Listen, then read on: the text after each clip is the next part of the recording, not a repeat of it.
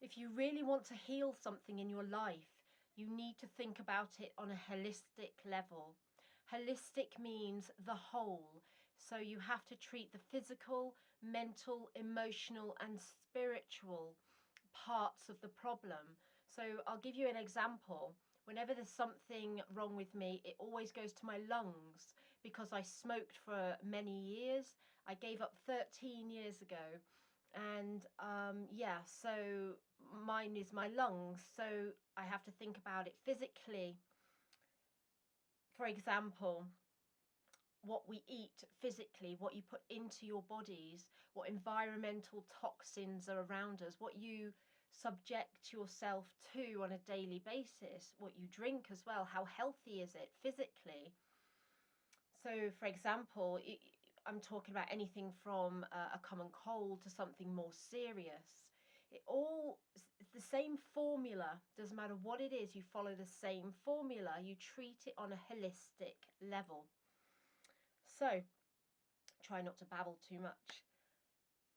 Physically, so about how what you do physically, what you take into your body, how much exercise you do is physical as well, I suppose. So, emotional level, you have to think about it on an emotional level, and spiritual, and what was the other one? Mental as well.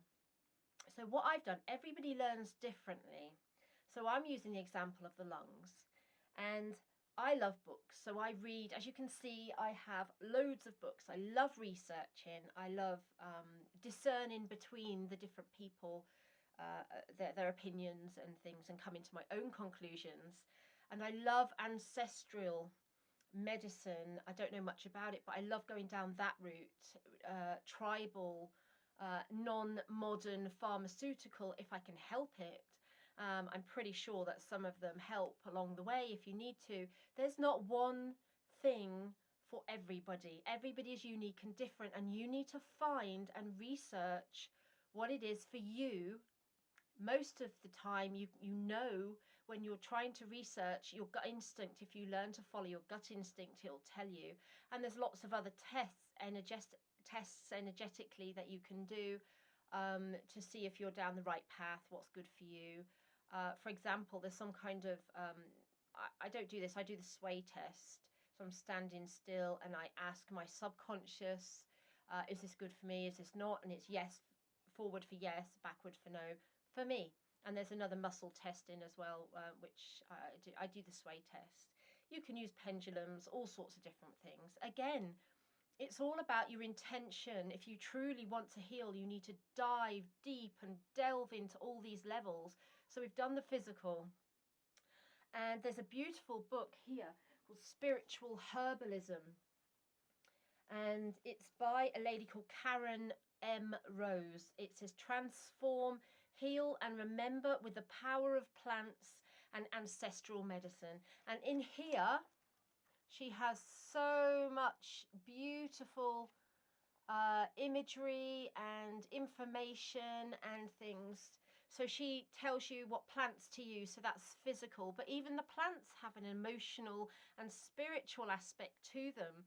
Now, when I research, I was like this at school as well. I would laminate everything, I highlight things, and in her book, she's got some beautiful images of lungs.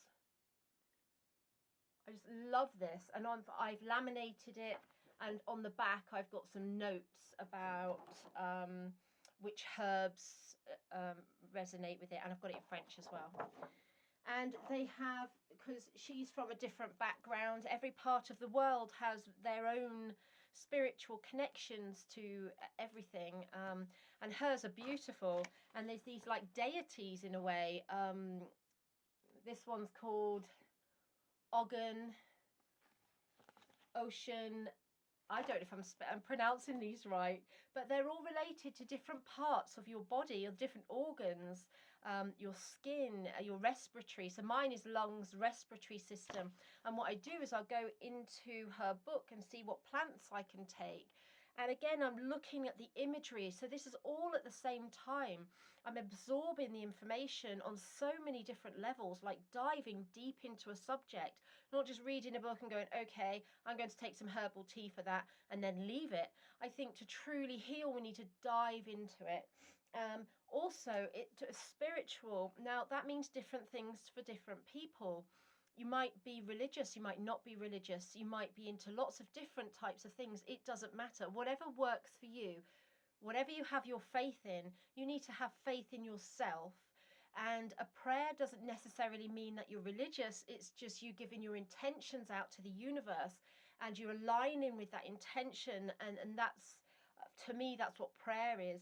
So again, I write down and I laminate my prayers, and so that I do this daily on a daily basis. Now, sometimes I forget and it gets busy. I get distracted with a family. I get tired and I forget, which is normal. We're all human. But this year onwards, we really need to dive deep into it. And this is why visually I find having visual things, pictures, imagery, write words, things laminated, it has to jump out at me. As you can see, I've got things on, people call it their altar, but I've got them all over the place. And when I look at them, it reminds me of that tradition, of that sort of thing. And emotionally, we need to go in. So the lungs are about holding on to grief.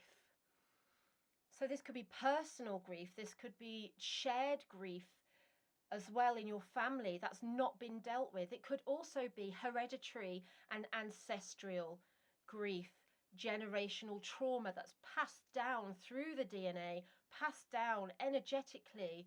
And it's our time now. We're clogged up and blocked up with so much stuff that we need to peel off all the layers.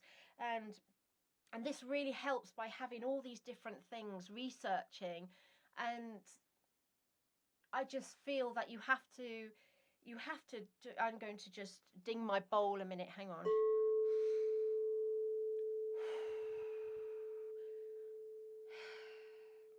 Calm down, woman. So this one, let me show you. This is the nervous system. I mean, how beautiful is that? I just love that. And I've shown you the lungs. There's also one for the womb. There's lots of different ones as well. This is all from that book I've just showed you. I love this one. This is from the womb. How many times I've had 4 children, and not once in all that time did I find images like this or connections to spiritual things about it. Every journey is unique. It doesn't mean you're doing something wrong. It just means you find out things exactly when you're meant to find them. Divine timing, and everything happens for a reason, whether we realize it or not. But if you truly, deeply want to heal something, you need to dive deep. Now, what else have I got here? Again, you might not be religious or whatever, but I find that I print out these little angels, and to me it's like a guardian angel. And to a lot of people, especially where I live, they're Catholic, they're very religious, and just showing them an image of this really helps. I tell them it's a guardian angel for them, and they love it. And again, I've got one here, and I've written down the foundation prayer from the times of Yeshua on the back of it. And I say this daily. I say it so much. I don't need to look at it anymore. I just repeat it. So you need to find your own routine, what works for you. And as you do this, have I mentally, spiritually, yeah, holistic, I think I've covered most things. I think you get the gist, basically. As you do this, you feel the layers being peeled off. And as you intermingle this and put some music on or go sit in nature, get in some water, all of it is connected. And once you realize that, you start living your life differently. And I'm surrounded by sound instruments all the time, whether it's a ping from my crystal bowl. And I love this. I brought it back from Peru. And I know the shamans use rattles and things like that, and it's to distort that blocked low vibration energy. And just doing this over my lungs, it just feels so much better. So it's about researching and it's hard work, but if you don't know, ask. There's so much information out there on the internet and so many people in your community, you'll be surprised. But a lot of it is having faith in yourself and finding time for silence so the answers can come to you. You can also use divination cards, oracle cards for guidance as well. But once you do this over a while, you learn to trust your own instincts. And that's about it, really. So, again, if you truly want to heal something, you need to dive deep into it, get into the muddy, murky, nitty gritty of it all, and immerse yourself in that. And if you don't know what to do and you're stuck, put your hands up, surrender to the divine within yourself, the great spirit, God, whatever you want to call it, that's bigger than you, that inhabits every cell of your body.